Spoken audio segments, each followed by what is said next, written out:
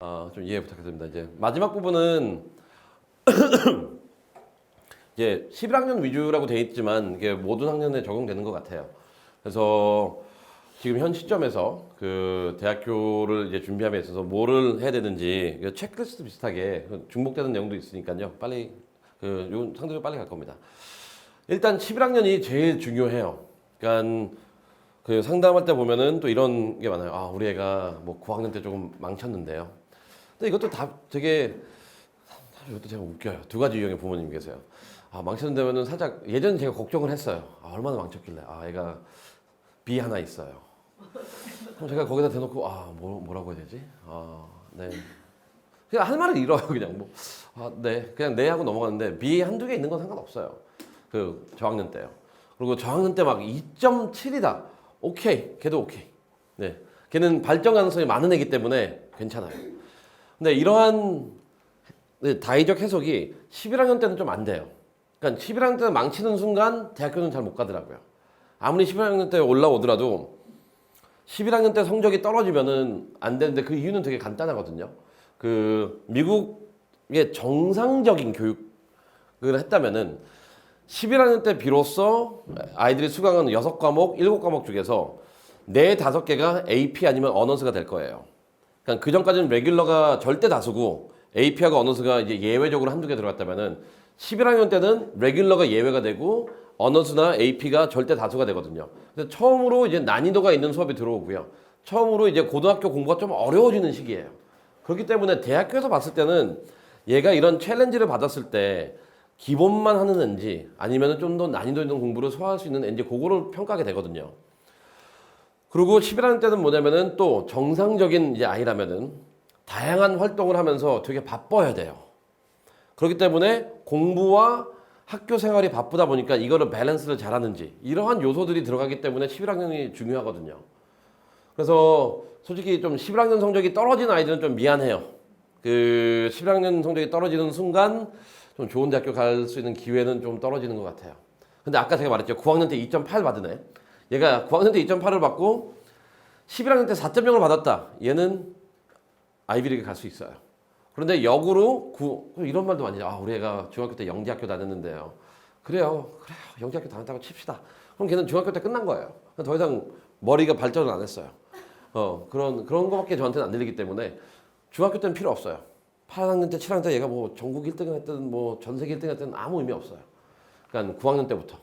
그래서 9학년 때 그런데 말하고 싶은 게 9학년 때 잘하고 10학년 때 잘하는데 꼭 11학년 때 못하는 학생들의 변명이 있어요. 우리 선생님이 별로라고. 예, 선생님을 탓하면 안 돼요. 아무리 별로라도 본인의 그거는 학생이 선생님이 별로면 가서 이렇게 대변을 해가지고 고치든지. 그거는 핑계예요. 핑계. 저도 되게 싫어하는 선생님들 많았거든요. 근데 아예 저같이 그냥 고등학교 1학년 때 전교 꼴등을 하든지 그래도 돼요. 그냥 이건 사실이에요. 제가 꼴등한 적이 있기 때문에 고등학교 1학년 때 98명 중에 98등. 몸 전체 과목 다. 예. 그냥 예전에 보면 모르겠어요. 요새는 뭐 인권이라고 했는데 제가 다녔던 그 기숙사 학교는 뭐였냐면은 학교 쿼드 있잖아요. 전 학년 등수를 매겨놔요. 그래서 애들이 이렇게 위로 보면은 잘하내고 머리에서 이렇게 아래 보는 애는 못하내고. 그래서 저였어요. 머리에서 이렇게 아래 보는. 내 이름 저기도 있고 여기도 있고 되게 통일됐었는데. anyway 11학년 되게 중요해요. 그리고 나중에 나올 때 11학년이 왜 중요하냐면은 얼리 이제 넣었을 때는 11학년 성적까지만 본다고 돼 있는데 제가 보기엔 11학년 성적만 보는 것 같아요.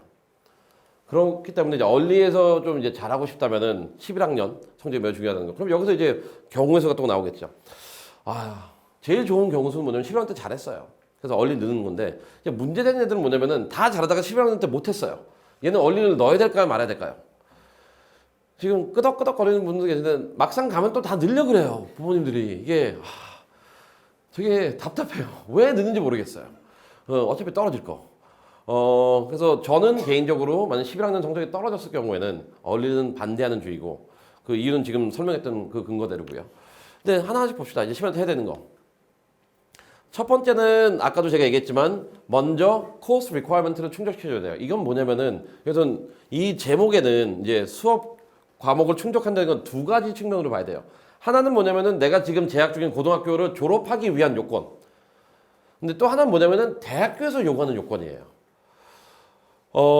항상 이 둘이 일치하는 건 아니거든요. 가장 일치하지 않는 과목이 수학인 것 같아요. 그러니까 애들이 수학을 미리 해놓으면은, 그러니까 10학년 때 캘큘러스 BC까지 끝냈어요. 그럼 이제 할 게 없거든요. 솔직히 학교에서는 일반적인 고등학교는 할 게 없어요. 그러면 애들이 이제 통계를 집어넣어요. 근데 이 통계를 했을 때 많은 분들이 이게 수학이라고. 잘 보세요. 코스 리퀘어먼트 두 개가 있다 그랬잖아요. 고등학교 졸업 요건에서 수학은 맞아요.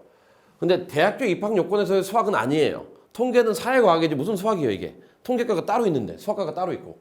그렇기 때문에 대학교에서 무엇을 몇 년 동안 요구하는지. 그래서 특이하게도 이제 충족을 못하는 게 수학이에요 애들이요. 수학이 충족이 안 돼요. 그 다음에 또 충족이 안 되는 건 뭐냐면은 제2외국어. 대학교는 한 제2외국어로 3년을 하든지 두 개를 2년, 2년씩 하라고 돼 있거든요. 근데 나는 한국인이니까 한국말 하잖아요. 오케이. 근데 그러면 스페인 애들은 스페니쉬 안 하면 되나요? 그게 아니거든요.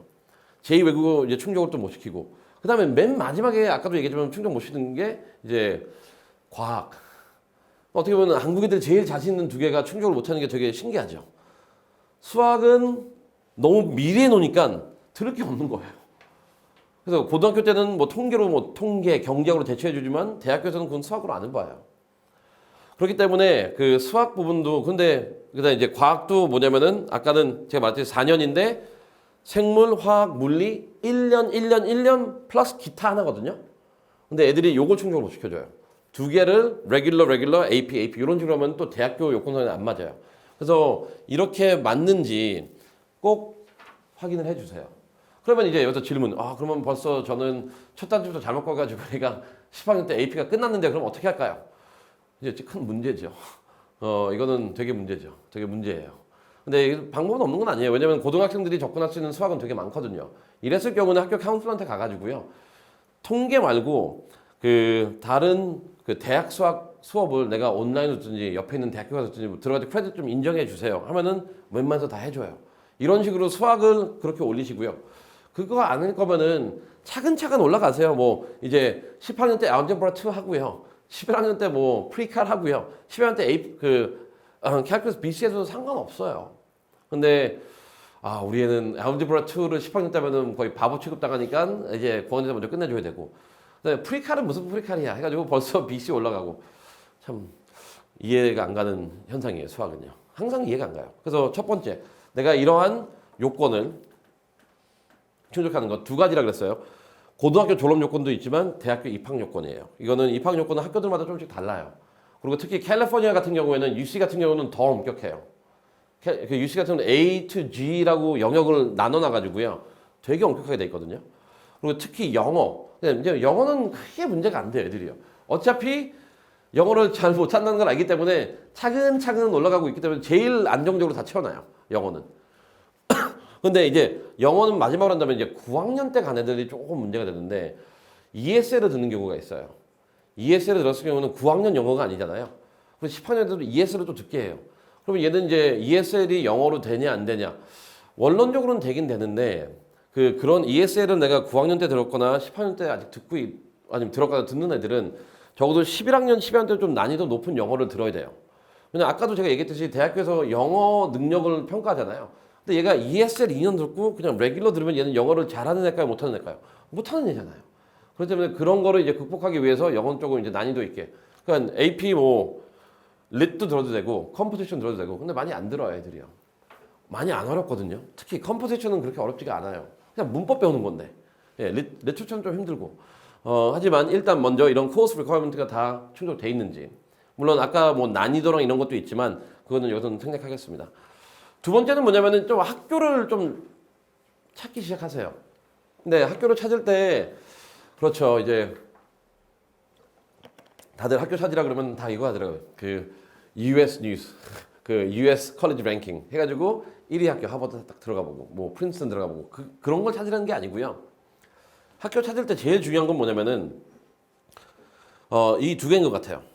첫 번째는 뭐냐면은 아까도 말했지만 이 학교에 입학하기 위해서 필요한 고등학교 교과목 수료되는 과목이 뭔지 학교들마다 다르기 때문에 학교마다 그걸 정리해 주세요.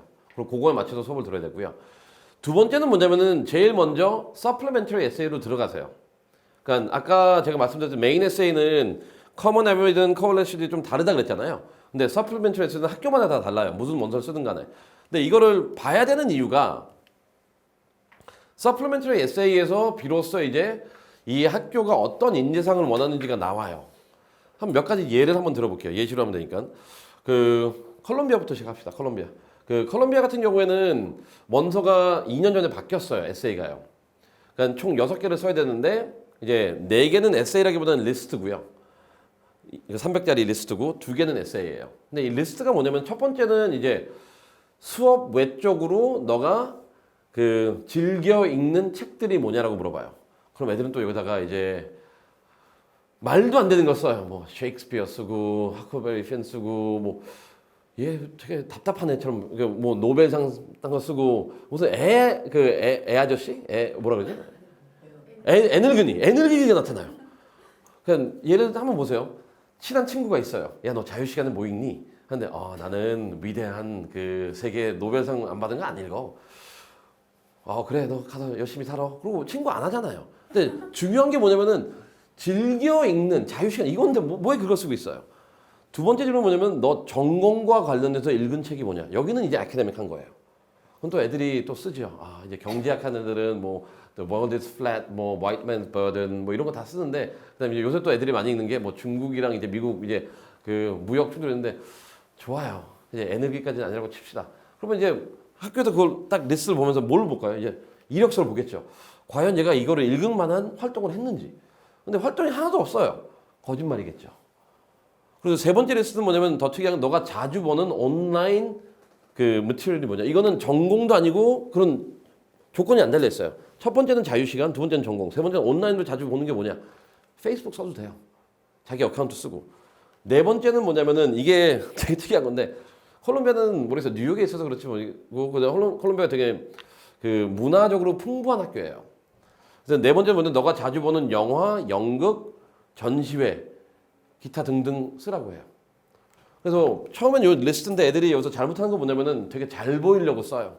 안 간 것도 같다고 하고요. 안 읽은 것도 읽었다고 하는데 잘 보세요. 리스트가 그게 아니에요. 초점이 다 다르거든요. 그리고 항상 이력으로 다 증빙이 돼야 되기 때문에 그리고 추천서를 통해서 다 증빙이 되기 때문에 요 부분하고 그 다음에 이제 에세이를 본다면은 되게 단순해요. 그냥 콜롬비아가 추구하는 건 뭐냐면은 이제 앞으로 전 세계에 연구 중심의 학교가 되길 바래요. 그래서 리스트를 계속 요구하는 거고. 에세이도 또한 뭐냐면 너 전공 뭐 하고 싶냐? 왜 그걸 콜롬비아에서 하고 싶냐? 나눠놨어요 그냥 끝. 그래서 콜롬비아 갈 때는 어떻게 보면은 많이 안 가지만 공부를 조금 잘하는 애를 원하는 것 같아요. 그러니까 이런 식으로 이제 연구에 관심 있는 애들. 근데 반면에 브라운 같은 경우는 이런 게 하나도 없어요. 브라운 같은 경우에는 리버럴하고 다이버시티를 되게 중요한 학교잖아요. 그래서 에세이 하나 뭐냐면 너 어디서 살았니? 그러니까 너가 산 곳을 다 적어라. 이게 질문이에요. 그러니까 산 나라와 도시를 다 적으라고 이게 질문 하나고. 두 번째는 뭐냐면은 너네 커뮤니티에 너가 어떻게 기여했니? 세 번째, 너 브라운에 어떻게 기여할래? 네 번째, 너가 좋아하는 액티비티는 뭐니? 비로소 다섯 번째, 너가 왜 이 전공을 브라운 와서 공부하고 싶니예요. 딱 하나 나와요, 전공은. 근데 나머지 네 개 같은 경우에는 다양성, 기여, 변화 이쪽에 초점이 돼 있거든요. 이런 식으로 서플리멘터리 에세이를 보라는 건 뭐냐면은 컬리지 서치할 때 그냥 가가지고 이 학교는 평균 애들이 보는 거 이거 할 때는 평균 SAT 점수, 평균 GPA 점수, 몇 명이 붙었는지 그런 걸 보라는 게 아니고요. 요걸 보세요. 두 개. 어떻게 보면은 첫 번째 수치도 보는 건 중요하지만 그거는 아까 기본 전제였던 첫 번째 단계잖아요. 두 번째 단계 가서 해야지 경쟁력이 있는 건데 학교들마다 서플리멘터리 에세이를 통해 가지고 그런 내용이 다 달라요. 예일 같은 경우는 총 11개 에세이가 나와요. 35자짜리 뭐 3개, 그다음에 한 100자짜리 한 4개, 그다음에 250자짜리도 3개. 근데 걔네들은 보면은 다 사회 관심이나 아니면은 리더십 같은 거 막 물어봐요. 또 달라요. 그래서 학교들마다 추구하는 가치에 따라 가지고 에세이가 다르기 때문에 학교 서치 꼭 하세요. 그리고 에세이를 답하려면 아까 뭐라 그랬죠? 서플리멘터리 에세이의 핵심은 뭐라고 했죠 저희가? 액티비티라고 그랬잖아요. 그래서 그래서 서플리멘터리를 봤는데 나는 진짜 콜롬비아 가고 싶은데 여기 보니까 이건 내가 한 게 없네. 그러면 얘는 요 두 개를 내가 지금 현재 있는 상태와 학교에서 요구하는 에세이를 답하기 위한 질문들을 비교해가지고 부족한 부분을 확인해가지고 그걸 채워주면 돼요. 그게 그 컬리지 서치지 그냥 점수만 갖고 보는 거는 컬리지 서치가 아니에요. 세 번째는 뭐냐면은 이제 연장선이죠. 이런 식으로 학교를 검색하고 학교의 특징이 파악이 됐다면은 활동들을 이제 초점을 찾아야죠. 9학년 10할 때는 다양하게 하면 돼요. 근데 이제 11학년 때부터는 학교에 맞게 그 이력서를 이제 관리를 해야 되고요. 근데 이제 요 두 번째만 할게요. 제일 중요한 거 이거거든요. 아까 이건 얘기했죠. 그 자유시간에 뭐하냐. 두 번째는 뭐냐면은 꼭 이력서를 두 가지를 항상 써놔야 돼요. 하나는 뭐냐면은 achievement 이력서. 내가 이뤘던 거, 뭐 수상 탄 거, 뭐 내가 캡틴한 거 이렇다 해야 되지만 또 하나의 이력서는 뭐냐면은 contribution이에요. 예를 들어서 봅시다. 내가 student government의 회장이라고 쳐요. 그러면은 achievement는 회장 중심으로 쓰면 되는데 contribution은 그래. 너 뭐 했니? 했을 때 저는 회장으로서 아이들을 대표했습니다. 그건 당연히 회장이 하는 일이에요. 근데 이 contribution이 안 나오면은 얘는 아무것도 안 하는 애밖에 안 되거든요. 근데 이거를 하는 게 뭐냐면은 예일 같은 경우에는 이력서 쓸 때 achievement보다는 contribution으로 디스크립션을 바꿔야 돼요. 뭐 브라운도 마찬가지고. 근데 유펜 같은 경우에는 contribution보다는 achievement로 가야 되고. 그래서 이력서는 항상 두 가지가 나가야 되거든요. 그래서 지금부터 11학년도 아니면 또 이제 저학년들도 마찬가지고 뭐냐면 이제 이력서를 했을 때 achievement만 따지지 말고요. 내가 얼마나 남을 도와줬는지 아니면 내 공동체에 얼마나 기여했는지 그 부분을 써야 되는데 그래서 저희도 자주 발견하는 게 얘는 학점도 만점이고 시험도 만점이고 뭐 전교 1등이고 전교 회장도 하고 뭐 리더십도 많은데 떨어져요. 왜냐면 기여한 게 없어요, 얘는요. 그냥 타이틀만 많은 거지. 거의 독점을 해버린 거죠, 그 학교를. 그래서 얘네들은 주로 이제 최후에 가는 데가 뭐 미시건 아니면 시러큐스 아니면 버스턴 컬리지도 못 가요. 버스턴 유니버시티, NYU 그 정도 가게 돼요. 근데 되게 실망하죠, 애는요. 엄마는 더 실망하죠. 근데 결과적으로 너무 뻔한 거였는데 기여한 게 없잖아요. 그렇기 때문에 이제 아이들도 활동했을 때 그래서 얘는 지금 혼자서 맨날 놀고 있다. 이거는 진짜 큰 레드 플래그예요. 그냥 혼자서 맨날 잘난 척하고 있다. 큰 레드 플래그예요. 나중에 얘는 사회성도 없고 기여한 것도 하나도 없을 거예요. 비록 자기 수상 경력은 늘 수 있어요.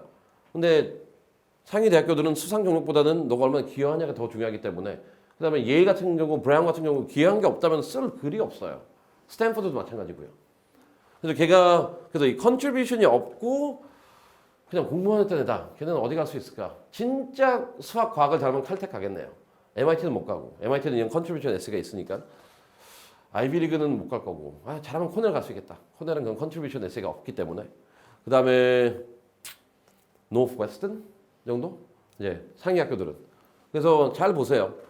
요 부분이 어떻게 보면 액티비티를 이제 타이틀로 보는 게 아니라 그래서 결국 중요한 건 뭘까요? 내가 액티비티의 크기보다는 내가 이 활동을 통해 가지고 얼마나 많은 사람들, 얼마나 많은 공동체에 긍정적인 영향을 미쳤냐에 따라 가지고 그게 좋은 활동이 되는 거겠죠. 그 다음에는 보면은 이제 여름 준비되겠죠, 여름. 이건 아까도 얘기했지만 여름 뭐 할까요? 뭔가 해야죠. 그다음에 잘 봅시다. 이제 여름은 왜 방학을 주는 걸까요? 11학년 애들한테 왜 방학이 왜 주어지는 거예요? 그냥 기본적으로 한번 생각해 보면은 그냥 쉬려는 거잖아요. 그리고 11학년 때 방학은 뭐냐면은 본인의 전공과 관련돼서 혹은 본인이 관심 있는 학교와 관련돼 가지고 어느 정도 경험을 하는 기간이에요. 그래서 방학하면 바로 한국에 데려오지 말고요. 미국에 있다면은 근처 학교 몇 번 방문해요. 어차피 한국 왔다가 또 갔다가 오는 것보다는 비행기 그만큼 돈이 많으시면 그렇게 해도 되고. 근데 어차피 미국에서 좀 구경하다가 학교 투어하고 그러면은 학교 투어하면은 이게 애드미션 자체에 긍정적인 영향을 미치는 것보다는 아이가 서류상 보는 학교랑 투어하면서 보는 학교 그 느낌이 다르거든요. 그 학교에 대한 가고 싶은 긍정적 자극을 받아요. 그 전에는 그냥 서류에만 얘네가 1위구나, 얘네가 2위구나, 엄마가 얘네 좋다 그랬구나 이건데 학교에 가면은 예를 들어서 콜롬비아 가가지고 콜롬비아는 지금 특이한 게 좋아하는 애도 있고 싫어하는 애도 있어요. 왜냐면 캠퍼스가 너무 작거든요. 도시에 있기 때문에 좋을 수는 있지만 캠퍼스가 진짜 작아요. 캠퍼스가 있는 거, 땅도 비싸지만 그래도 작아요. 그런데 또 코넬 간 애들은 되게 고풍적이지만 너무 추워요. 학교가. 그리고 또 예를 들어서 이제 스탠퍼드 같은 경우는 너무 넓어요. 분산돼 있고. 그다음에 UCLA 가는 너무 커요, 학교가. 뭐 기타 이유들이 많이 있는데 학교를 한번 갔다 오세요. 그래야지 아이들이 그 분위기를 또 알 수 있고 또 좋은 게 뭐냐면은 투어 가이드 해주는 학생들이 다 한때는 고등학생이었어요. 그리고 걔네들이 되게 재밌는 얘기를 많이 해줘요. 그리고 본인의 석세스 스토리도 많이 얘기해주고 그런 것도 좋고 그다음에 서머 캠프도 되게 중요해요. 그러니까 왜냐면 이게 뭐 무의미한 서머 캠프가 아니라 본인의 전공에 맞는 캠프들 이런 것도 하는 이유가 아까도 말씀드린 여름이란 거는 특히 11학년 때 여름이란 거는 내 전공과 관련해 가지고 내가 탐색하는 기간이기 때문에 이런 부분이 필요합니다. 서머 캠프를 꼭 미국에서 할 필요는 없어요. 뭐 한국에서 해도 되고요. 그다음에 뭐 유럽 가서 해도 되고 뭐 일본에서 해도 되고 홍콩에서 해도 되고 상관없어요. 그냥 자기 전공을 찾는 거니까.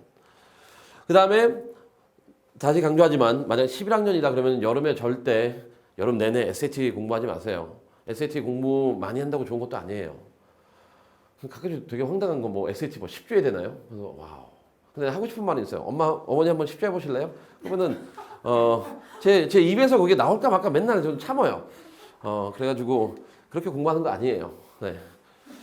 그다음에 테스팅도 되게 중요하죠. 이제 테스팅도 어떻게 보면은 몇 월 달에 어떤 시험을 볼지도 같이 해놓으세요.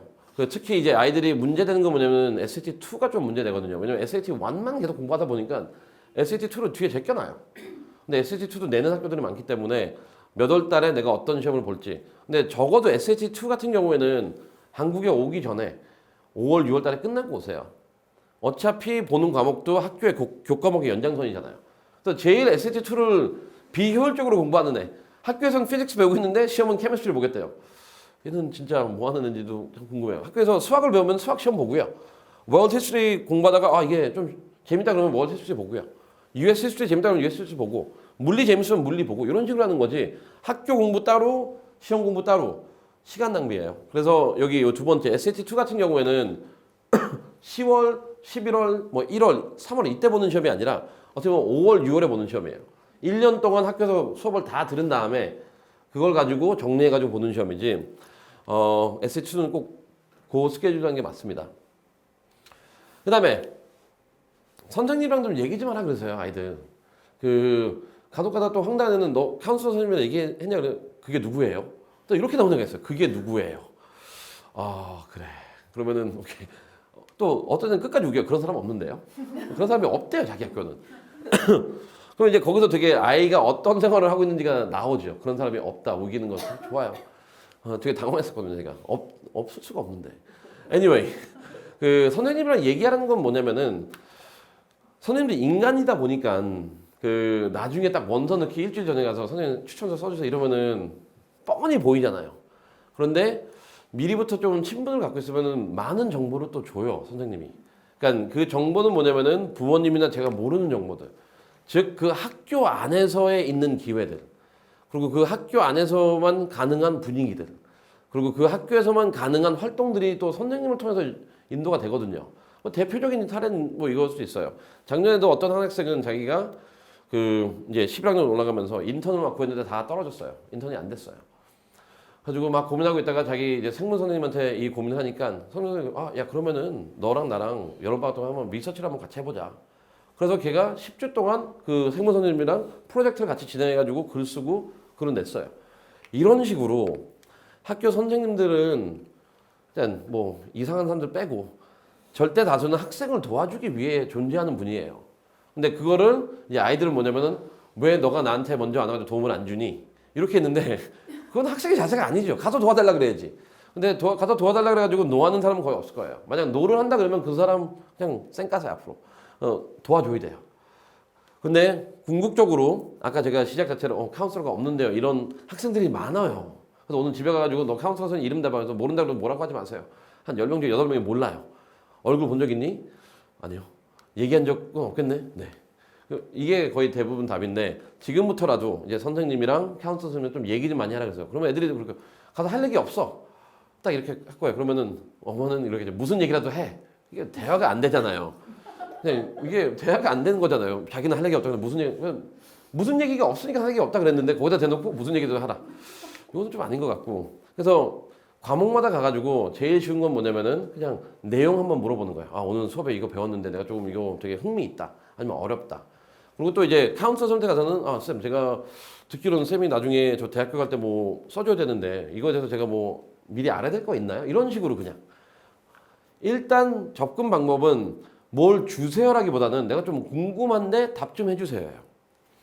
꼭 하세요. 선생님들과 친한 분들은 또 어떻게 되냐면 선생님들이 친하다 보면은 애가 발표가 안 나면은 추가 추천서를 또 써줘요. 그렇기 때문에 선생님은 되게 중요한 자산이고요.